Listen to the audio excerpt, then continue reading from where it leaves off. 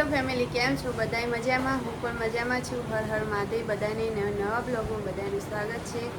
તો જો આપણે આટાની નહીં ધોઈ મસ્ત ફ્રેશ થઈ ગયા છીએ ને વિશ્વાબેન અમારે શું કરે?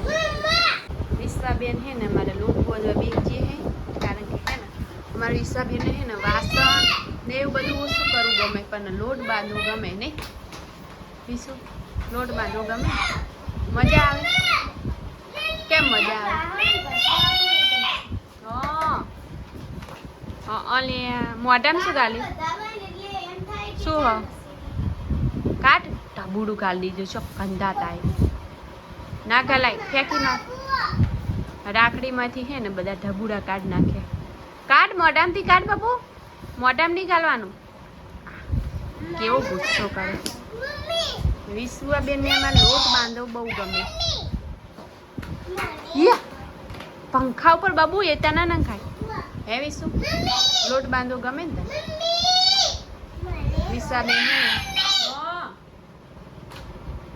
બોઘા બહુ પાડે, બોઘા બહુ પાડે. એવું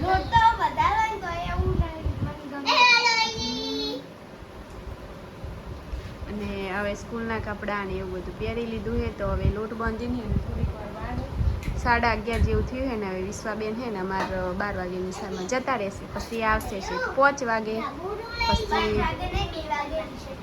રીસેટ પડશે. પછી તો છૂટા તો ઘેર 5 વાગે ને, પછી 5:30 પાછું ટ્યુશન જવાનું. કા પછી ચમ એવું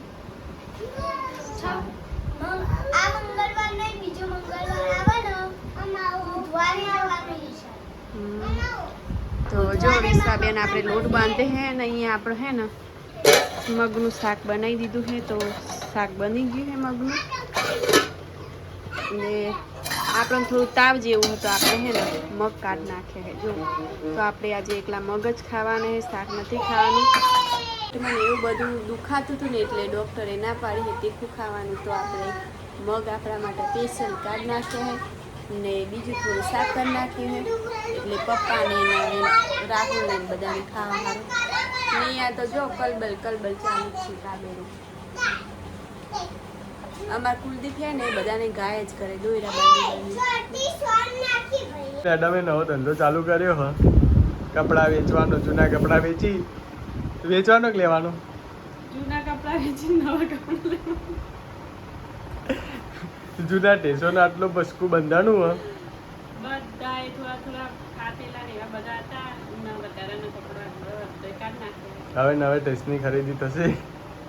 જો પેલું આયા બાજુ મેં જો આ બાજુ કપડાં વેચવા, જૂના કપડાં વેચીને નવો કપડાં લેવાનો. શું ભાવ એ કપડાનું? આમ કોક બોલો તો ખરી. એક જોડના 100 રૂપિયા. એક જોડના 100 રૂપિયા જૂના કપડાને એમ? થોડા અંગોડે ને બસ બીજા લાવવાના. આમ ચી રીતના બોલવાનું? હાલો કપડાં વેચવા. હાલો કપડાં વેચવાની. એ કપડાં આયા, જૂના કપડાં આયા, નવા કપડાં લે. આવડો બોલતો તો મન બોલતા આવડો તો એમને બી કોઈ હેડી એ કપડાં આયા, હાલો કપડાં લેવા. તું બેઠ. 100 રૂપિયાની જોડી.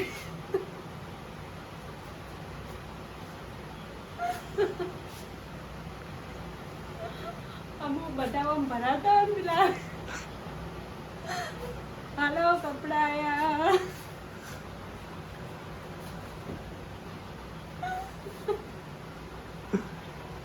તો જો આ બાજુ મેડમ હવે નવો બિઝનેસ ચાલુ કર્યો. વિડીયોનું કામકાજ બંધ કર્યું. હમણાં ઇન્સ્ટાગ્રામની રીલ્સો નહીં બનાવતા. બનાવીએ છીએ પણ સાઈડ જોતા નહીં. જો બનાવી હતી આપણે બેન બનાવી હતી.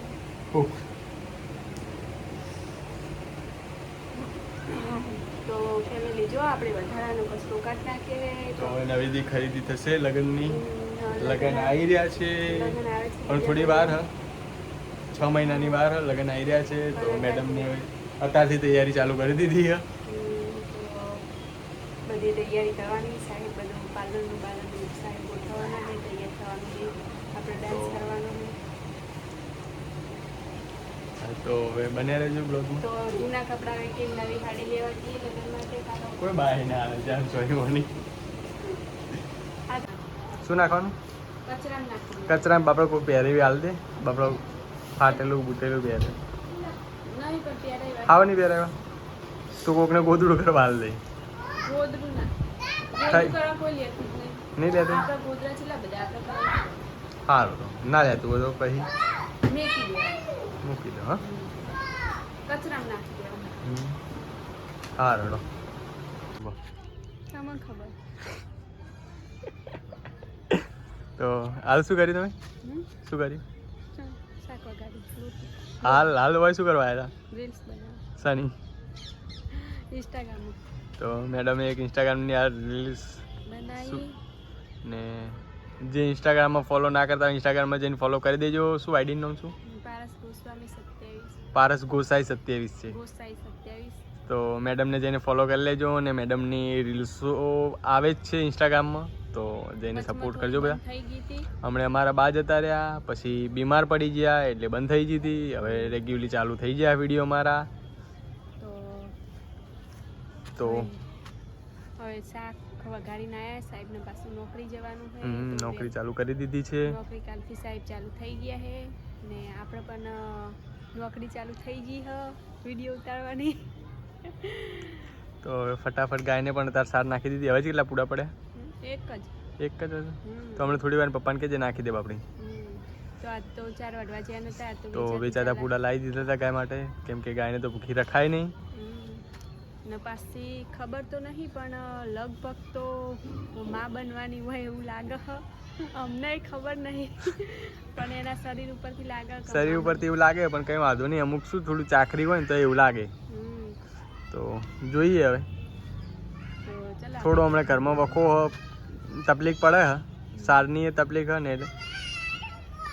તું આવ્યો? કોણ આવ્યું? હા શું કરે? શું કરે તું?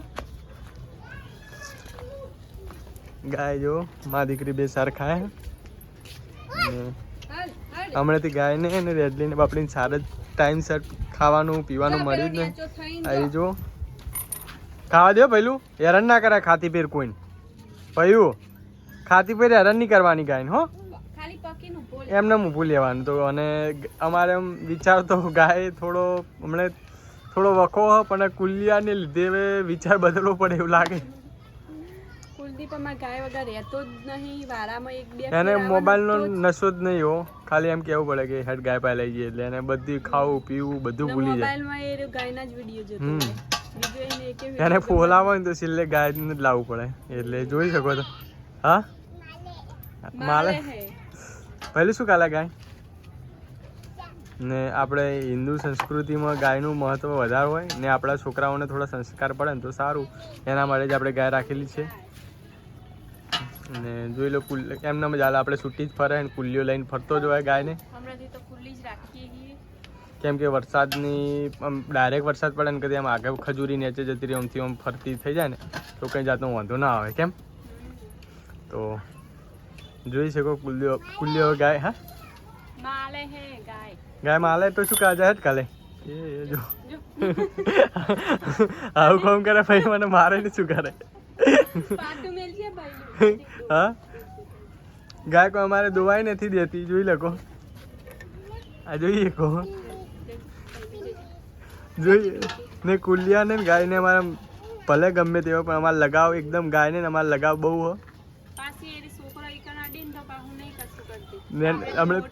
તું અડે તો હા એને ખબર પડે કે છોકરું હોય કેમ. તો આજનો વિડીયો પટાવો.